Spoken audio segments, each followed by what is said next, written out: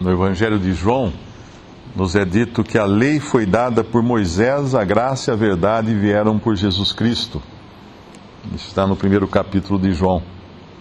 Quando o Senhor veio, ele foi anunciado como o Messias que viria reinar sobre Israel. E João Batista o anunciou. João Batista era o último dos profetas da antiga dispensação da lei. E o próprio Senhor falou que o menor no reino dos céus seria maior que João. E que João tinha sido o maior dentre os profetas, mas o menor seria maior que João. Isso porque Deus estava inaugurando algo novo, uma diferente maneira agora de tratar com o homem. A lei foi dada por Moisés, a graça e a verdade vieram por Jesus Cristo. Nesse capítulo, nós encontramos uma frase que é repetida várias vezes e que nenhum homem ousaria dizer essa frase. Nenhum homem comum, nenhum ser humano ousaria dizer essa frase. Ou seja, citar a lei e em seguida falar: eu, porém, vos digo. Ouvistes o que foi dito, assim, assim, assim. Eu, porém, vos digo. O Senhor Jesus aparece aqui nesse capítulo corrigindo, de certa forma, a lei que havia sido dada por intermédio de Moisés. Ninguém poderia ter tal autoridade se não fosse Deus. Ninguém poderia pegar a palavra de Deus, a lei, que era a palavra de Deus, e falar: olha, vocês aprenderam assim, mas eu vou ensinar que agora é diferente. Eu, porém, vos digo. E aí ele dá uma nova versão para aquilo que foi ensinado. E às vezes é uma coisa radical mesmo, porque uma mandava odiar os inimigos. Ele fala: agora não vai mais odiar o inimigo. Vai orar pelo inimigo, vai amar seu inimigo. Então era uma mudança radical. E dentro dessa mudança nós encontramos agora o reino dos céus. O reino dos céus é chamado assim só no Evangelho de Mateus. Nos evangelhos nos outros 3 evangelhos é chamado de reino de Deus.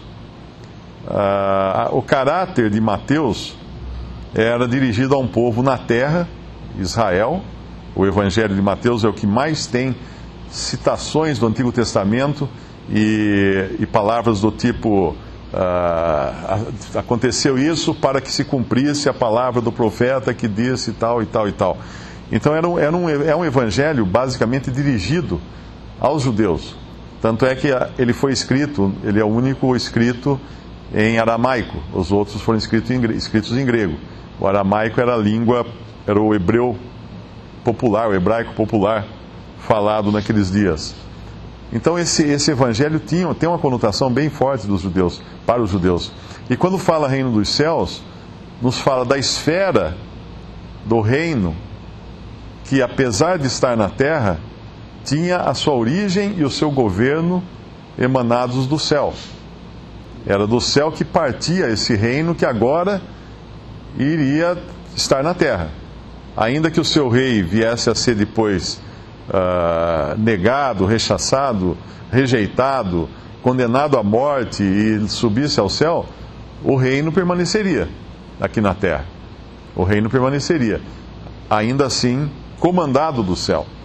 E esse reino, ele tem características. Algumas coisas são bastante específicas para os judeus aqui.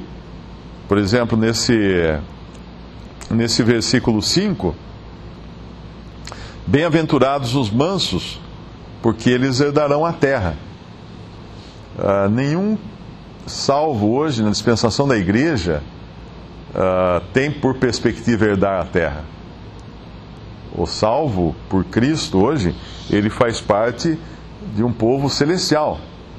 E ele vai herdar o céu, ele vai herdar o seu lugar no céu.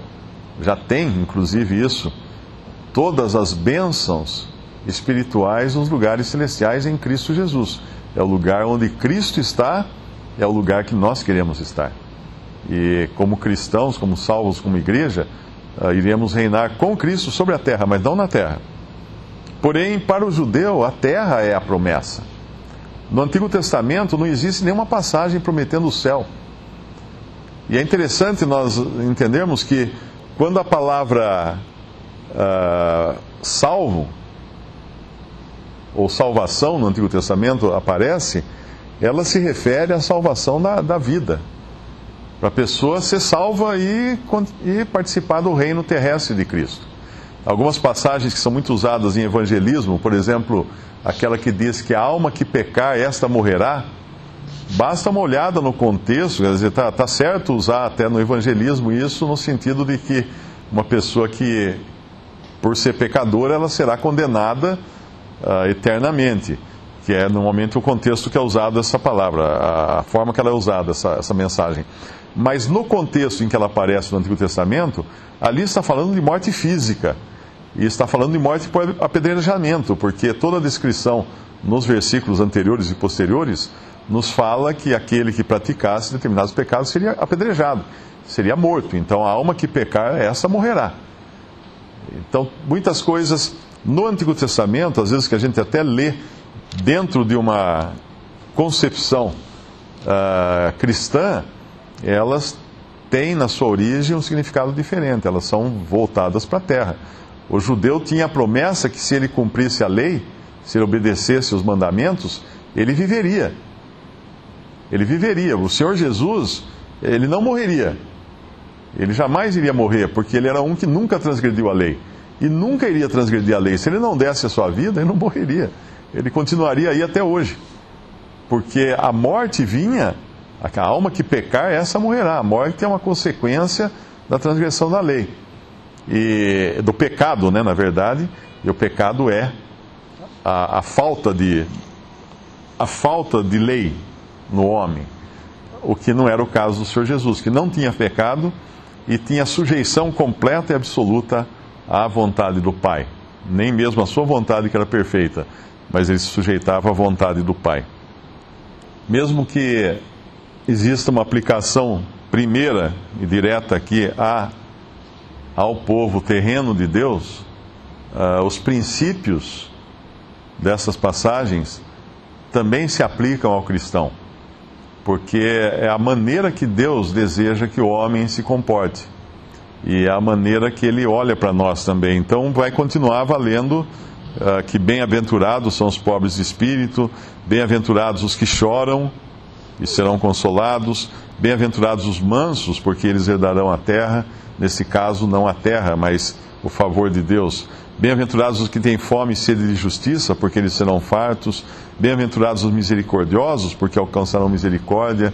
Então, todas essas virtudes, essas bem-aventuranças, cabem ao cristão ser misericordioso, ser limpo de coração, ser pacificador e também sofrer perseguição. Isso nós vamos encontrar depois também nas epístolas dadas à igreja. Esses mesmos princípios, essas mesmas qualidades daqueles que são do povo de Deus. Nós podemos imaginar, depois do arrebatamento da igreja, aqueles judeus que se converterem aqui, esse remanescente que vai permanecer aqui, que será considerado por Deus o verdadeiro Israel. Nós podemos imaginar eles lendo isso aqui, em meio a toda a perseguição, em meio a toda a injustiça que vai imperar. Então, nós sabemos que a terra, o Espírito Santo terá saído da terra e a iniquidade vai tomar conta, Satanás vai ser expulso do céu, vai operar diretamente na terra, o anticristo, a besta, todos em oposição contra Deus e contra Cristo e perseguindo esse remanescente. E que consolo será para eles ouvir que bem-aventurados são os que sofrem perseguição por causa da justiça, porque deles é o reino dos céus. Bem-aventurados quando vos injuriarem e perseguirem e mentindo disserem todo mal contra vós por minha causa. Isso eles vão passar aqui. Em Mateus, quando chegar no capítulo 24 de Mateus, nós vamos ver uma descrição mais exata disso que eles vão passar. Ele chama no versículo 8, princípio das dores. Mateus 24, 8. Depois, no versículo 9, então vos hão de entregar para serdes atormentados e matar-vos-ão, e sereis odiados de todas as gentes por causa do meu nome. Nesse tempo, muitos serão escandalizados e trair-se-ão uns aos outros, e uns aos outros se aborrecerão. E surgirão muitos falsos profetas, enganarão a muitos, e por se multiplicar a iniquidade, o amor de muitos esfriará. Mas aquele que perseverar até o fim será salvo. E este evangelho do reino será pregado em todo o mundo, e em testemunho a todas as gentes, então virá o fim. Existem 2 capítulos que são muito parecidos nos evangelhos. É o capítulo 24 de Mateus e é o capítulo 21 de Lucas. E se nós lermos os dois, assim, numa leitura rápida, nós vamos pensar que eles estão falando da mesma coisa.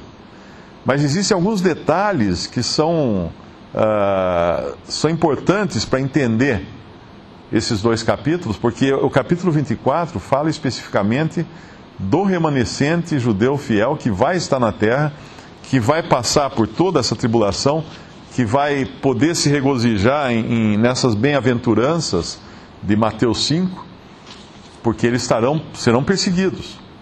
Algumas coisas-chave para entender a diferença, uma é, por exemplo, o versículo 8, que fala do princípio das dores. O princípio das dores é a primeira semana, a primeira metade da semana profética de Daniel, dos últimos 7 anos da semana profética de Daniel. A primeira metade é o princípio das dores. O versículo 13 de Mateus 24, aquele que perseverar até o fim será salvo. Isso fala de perseverar para não morrer, para ter a sua vida salva, para entrar vivo no reino de Cristo. Porque um pouquinho adiante, no versículo 22, e se aqueles dias não fossem abreviados, nenhuma carne se salvaria, mas por causa dos escolhidos serão abreviados aqueles dias. Então é uma salvação da carne, do corpo, para que eles possam entrar vivos no milênio, no reino milenial de Cristo. E outro versículo também, que é a chave para entender isso, é o 14. E esse evangelho do reino será pregado em todo o mundo, em testemunho a todas as gentes, então virá o fim daquela era que termina com a vinda de Cristo para reinar. Não é o fim do mundo, que alguns pensam, mas é o fim daquele tempo, desse tempo atual, para dar início então a uma nova época que é o reinado de Cristo. E aí o versículo 15 é outra chave para entender essa passagem, porque está falando do anticristo, a abominação da desolação, de que falou o profeta Daniel, está no lugar santo, porque o anticristo vai profanar o templo, que então terá sido reconstruído. E aí vai falar então das grávidas, das que estiverem no telhado ou no campo, e fala do sábado, que são coisas peculiares a Israel. Mas quando a gente lê Lucas 21, apesar de algumas coisas serem muito parecidas, existem detalhes também na passagem de Lucas, do capítulo 21, que mostra que o Senhor estava falando ali, não da grande tribulação, mas das perseguições que eles, discípulos, sofreriam quando o templo fosse destruído. E eles seriam depois, eles sofreriam isso depois até como cristãos também, né? E a gente encontra essas perseguições, tanto é que tiveram que fugir de Jerusalém e tudo mais. E alguns versículos-chave para entender isso, no capítulo 21 de Lucas, é o versículo 24. Embora um pouco antes ele fale a mesma coisa, basicamente, no versículo 20, por exemplo, de Lucas 21, mas quando virdes Jerusalém cercada de exércitos, sabei então que é chegada a sua desolação. Porque lá em Mateus 24, ele fala também desse cerco, no sentido do último cerco, que vai acontecer já na grande tribulação. Mas esse cerco que fala Lucas 21 é o cerco da destruição do templo, que ele havia acabado de anunciar. E depois o versículo 24 termina essa descrição desse tempo que é futuro ainda, que é o versículo, no versículo 24 é futuro, porque ele fala que cairão ao fio da espada e para todas as nações serão levados cativos, isso já aconteceu, e Jerusalém será pisada pelos gentios até que os templos dos gentios se completem, isso é futuro. Então, entre a metade do versículo 24 e a primeira metade e a segunda metade do 24, entra o período da igreja e entra o capítulo 24 de Mateus, com a grande tribulação. Isso tudo cabe no meio do versículo 24 de Lucas 21. Então, essa grande tribulação que vai surgir, embora aqui já eles seriam perseguidos, né, como descreve em Lucas 21, mas a grande tribulação, portanto, aqueles que passarem por ela, para eles fará todo sentido essas bem-aventuranças de Mateus 5, mas elas fazem hoje sentido também para todo cristão que passa por essas dificuldades. Para nós, a leitura é mais ou menos parecida com a deles, porque quem tem sede de justiça hoje vai fazer o quê? Vai pegar em armas para mudar o mundo, derrubar governo, essas coisas? Não. A gente sabe que não vai acontecer aqui a satisfação dessa sede de justiça, mas nós temos em Cristo essa satisfação da sede de justiça. Nós vamos ver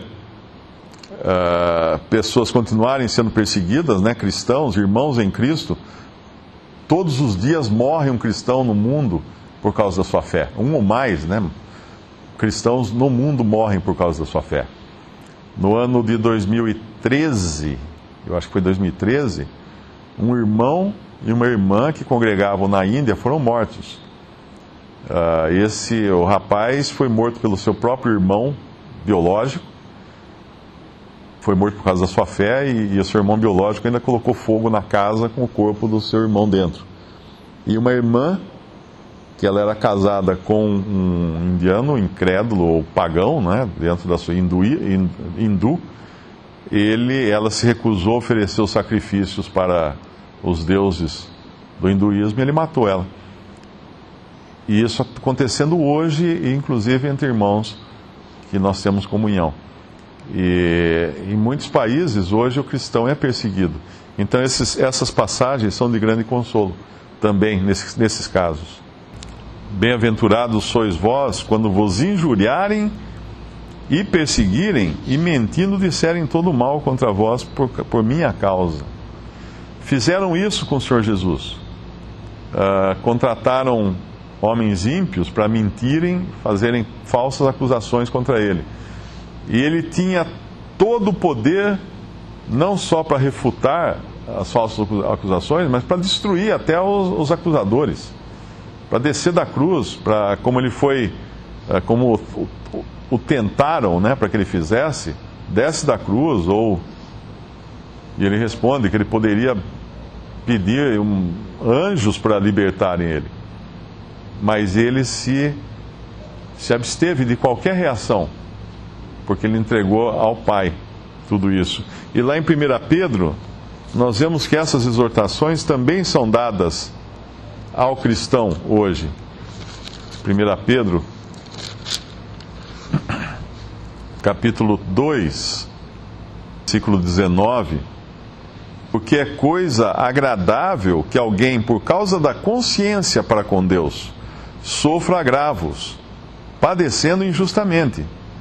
Porque que glória será essa, se pecando sois esbofeteados e sofreis, mas se fazendo bem sois afligidos e sofreis? E isso é agradável a Deus. Porque para isto sois chamados, pois também Cristo padeceu por nós, deixando-nos o exemplo, para que sigais as suas pisadas, o qual não cometeu pecado, nem na sua boca se achou engano, o qual, quando o injuriavam, não injuriava, e quando padecia, não ameaçava, mas entregava-se àquele que julga justamente. Que exemplo para nós do nosso Senhor. Na lei, ninguém tinha esse exemplo. Na lei, você faz assim e faz assado. Mas não havia um homem sequer que fizesse. Não havia alguém falar assim, mas quem é que faz isso? Né? Quem é que age assim? Hoje nós temos um homem que agiu assim, um homem perfeito andando nesse mundo. Nós temos alguém que entende, que nos entende, que sabe o que nós passamos.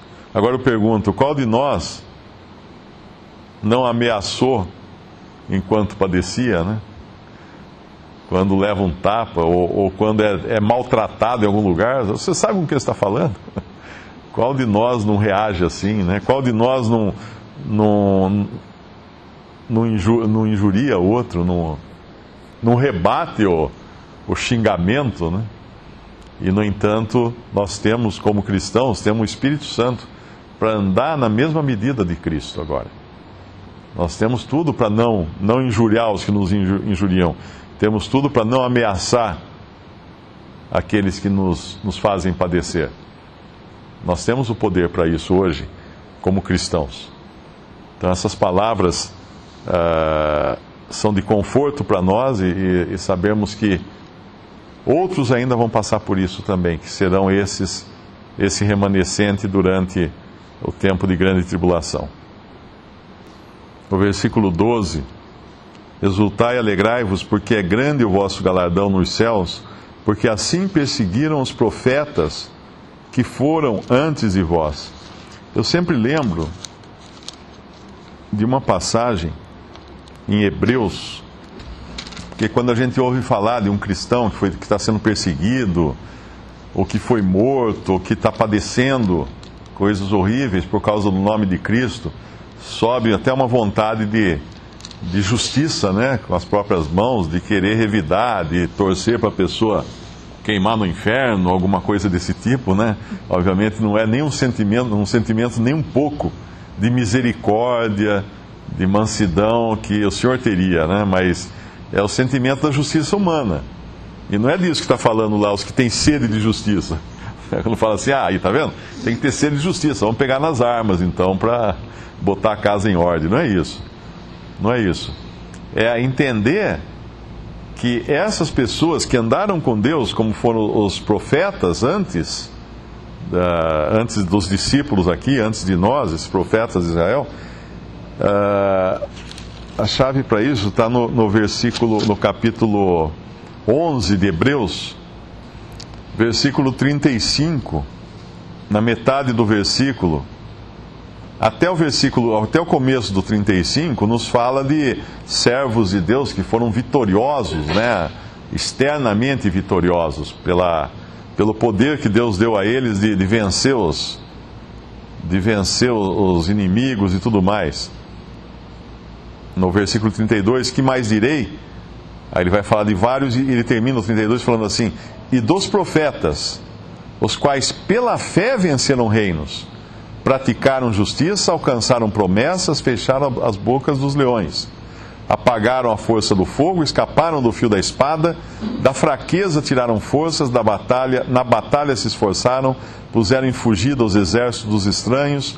Mesmo quando nós vemos essa descrição, nós temos que lembrar que, em muitos casos, Deus lutava por eles, ou em todos os casos, né, Deus lutava por eles, e às vezes em minoria ou em condições de extrema fraqueza. Basta lembrar de Davi lutando contra o gigante Golias. Deus intercedia e fazia com que eles vencessem. Mas o que eu queria ler é a partir do 35. Uns foram torturados não aceitando o seu livramento, para alcançarem uma melhor ressurreição. Então eles tinham em vista outra coisa. Eles não tinham em vista o livramento aqui, passageiro, transitório, mas um livramento para alcançar uma melhor ressurreição. Outros experimentaram escárnios e açoites e até cadeias e prisões. Foram apedrejados, serrados. O que é uma pessoa ser serrada? Para quem não sabe, é pendurar a pessoa de cabeça para baixo, com as pernas abertas, e com uma serra de cortar árvore, cortar a pessoa ao meio. Isso foi feito, inclusive, pelos colonizadores portugueses quando invadiram o Brasil. Eles chegavam a fazer isso com os índios. Foram serrados, tentados, mortos ao fio da espada, andaram vestidos de peles de ovelhas e de cabras, desamparados, aflitos e maltratados, dos quais o mundo não era digno, errantes pelos desertos e montes e pelas covas e cavernas da terra, e todos esses, tendo tido testemunho da fé, não alcançaram a promessa, provendo Deus alguma coisa melhor a nosso respeito, para que eles, sem nós, não fossem aperfeiçoados. Agora está falando da igreja aqui. Mas antes, a passagem que tem força, que é essa aqui, o versículo 38, dos quais o mundo não era digno. O mundo não era digno deles. Por que eles foram expulsos do mundo? Porque o mundo não servia para eles, o mundo não era digno deles. O mundo não... É como se uma pessoa muito importante chegasse num lugar, olhasse em volta e falasse, não, eu sou muito importante para esse lugar. Eles eram muito importantes para Deus, para ter um lugar nesse mundo, para ter uma posição nesse mundo. E é assim que Deus nos vê hoje também. Muito importantes aos olhos de Deus, para termos um lugar numa esfera de coisas totalmente arruinadas, como é esse mundo hoje. Dos quais o mundo não era digno. 12, 9 ou 21. O amor seja não fingido, aborrecei o mal, apegai-vos ao bem, amai-vos cordialmente uns aos outros, com amor fraternal, preferindo-vos em honra uns aos outros. Não sejais vagarosos no cuidado, sede fervorosos no espírito, servindo ao Senhor. Alegrai-vos na esperança, sede pacientes na tribulação, perseverai na oração. Comunicai com os santos nas suas necessidades, segui a hospitalidade. Abençoai aos que vos perseguem, abençoai e não amaldiçoeis. Alegrai-vos com os que se alegram, chorai com os que choram. Sede unânimes entre vós, não ambiciosos, não ambicioneis coisas altas, mas acomodai-vos às humildes. Não sejais sábios em vós mesmos. A ninguém torneis mal por mal. Procurai as coisas honestas perante todos os homens. Se for possível, quanto estiver em vós, tende paz com todos os homens.